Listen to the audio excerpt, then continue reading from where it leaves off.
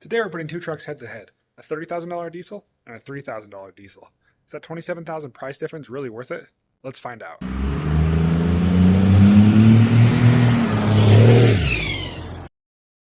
Alright, first up we got the $3,000 diesel. I'm going to show you everything that's wrong with it, everything that's good about it, and what I need to fix on it.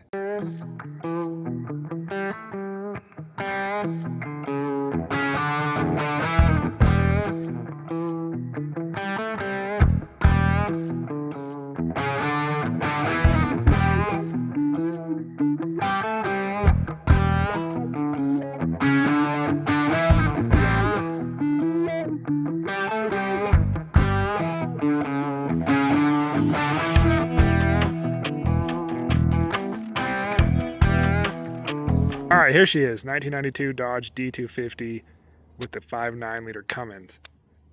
Automatic, two-wheel drive, extended cab long bed. Let's check out the inside. So we're sitting inside the Dodge. It's got all the amenities you could expect from a 1992 luxury vehicle. A tape player. Broken dash. And I believe it is a 4-speed auto. Someone correct me if it's only a 3-speed auto, but there is an overdrive button right here. So I believe it's a 4-speed auto. It has AC, but it's not currently working. So it's got the 240 AC, 2 windows down, going 40 miles an hour. The back seat is clearly an afterthought in this truck. Check those out.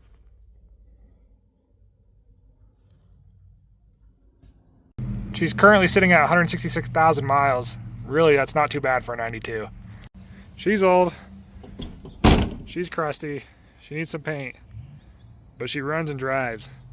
What more can you ask for from a $3,000 diesel? I almost forgot the best part. Legendary stack. Can't get any better than that. Don't mind the giant dent in the bed there. It's a work in progress. Here she is, the legendary 5.9 Cummins. I believe this is the VE pump. They also had a P pump starting in '94. From everything I read, the P pump's apparently a lot better. I don't know why, maybe just for making more power. This one comes stock with some duct tape on the injector lines. If any of you guys watched my older video, this did have an injection pump leaking pretty bad. I haven't got around to fixing that yet. I haven't really been driving it as much, but it's definitely on the to-do list. I don't know if you can read that, but right there it says 400 foot-pounds of torque, 180 horsepower, 360 cubic inch, made in USA. That's actually pretty cool. I like that. This is the intercooled version. I believe that 92 is the first year. Someone correct me if I'm wrong. 89 to 91 was not intercooled. Overall, decent running rig. Pretty fun to drive with the smokestack and the noise. Not bad for $3,000. The main downfall is she is two-wheel drive, if that matters. And the massive dent. Now for the Mac Daddy $30,000 diesel.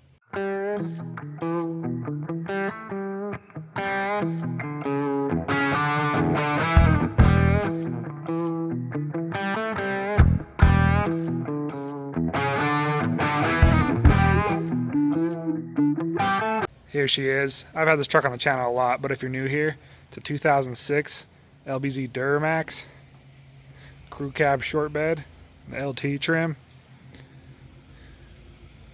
Let's hop in. This side you got leather, wood grain dash, touchscreen radio with Bluetooth, AC, heated seats. This is actually a different center console out of a Denali. I don't love it, but it's okay. Got the LED dome lights. And in the back, I recently put captain seats. Check out my other video if you haven't seen that yet. I bought it with just over 100,000 miles. Now it's sitting at 148,400. Not bad for a 2006. Let's check out under the hood. Here she is, 2006 LBZ.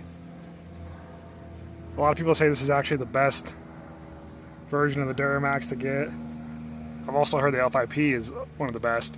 This version makes 360 horsepower and 650 pounds of torque. Let me tell you, this thing is fun to drive, guys. Pretty powerful, pretty quick for what it is. I really like this truck. I've seen a few of these LBZ trucks with over 1 million miles on them. They're super reliable, and they have the 6-speed Allison paired with them. And they just run and drive like a beast. Now let's put them head to head. I know it's not really fair since one's a 92 and one's an 06. And one's possibly the best version of the Duramax they made. But it's still fun to compare them. First off, let's do an exhaust test and see which one sounds better.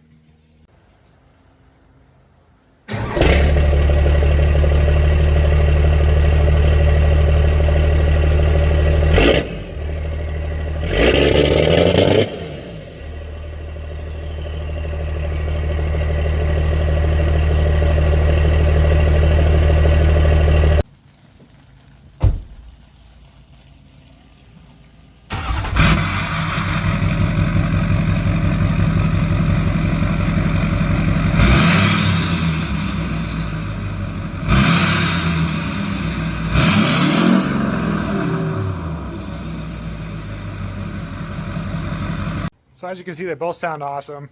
I personally like the sound of the Duramax more, especially when you're getting on at full throttle. It just sounds wicked with the turbo and the deep sound from that 5-inch exhaust. I don't know if the Cummins is supposed to smoke that much. It was cold when I started it, so maybe, but maybe it has a stuck injector or something. I hope not, but I might have to look into that. Take them both for a test drive. So we're in the Cummins. It's not super comfortable. It is really loud.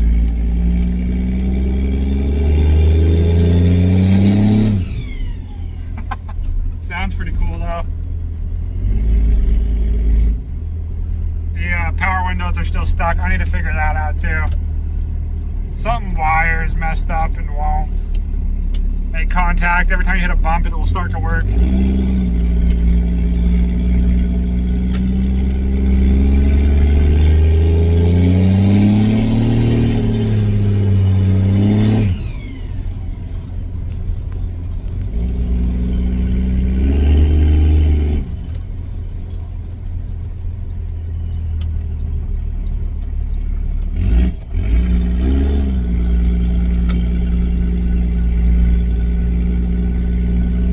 Love the sound of that stack though. Also, the speedometer apparently just stopped working altogether. That's weird because it was working just the other day. Let's get on it a little and see what she's got.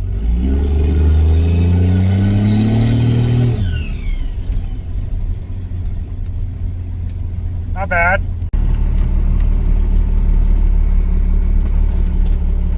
She's not smoking as bad now. I don't think she was just warmed up all the way.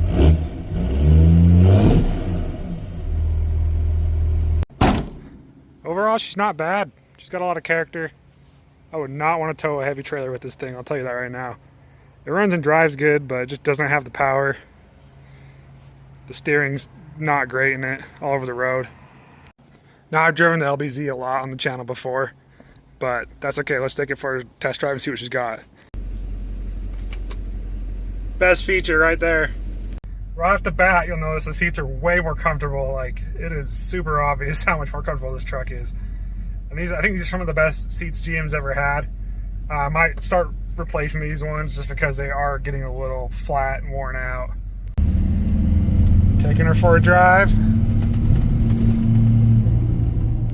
The steering is a little loose, but that's because some moronic owner put 20x12s on it. I'm gonna fix that. I'm gonna do a kryptonite front end kit on it.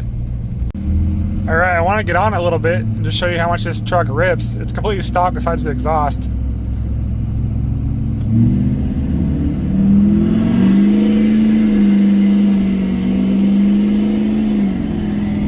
And it will only get better once I get EFI Live. I plan on doing that soon. EFI Live and a screen would be nice, like an edge screen. And this is where the more expensive truck really shines. I would feel way more comfortable putting a fifth wheel, camper, horse trailer, anything behind this. The brakes are great. It just runs and drives way better. The 6-speed tows way better. And besides the little bit of front end play I got, I haven't had hardly any problems with this truck. I'm gonna fix the front end, and I haven't touched the motor, just oil changes and fuel filters.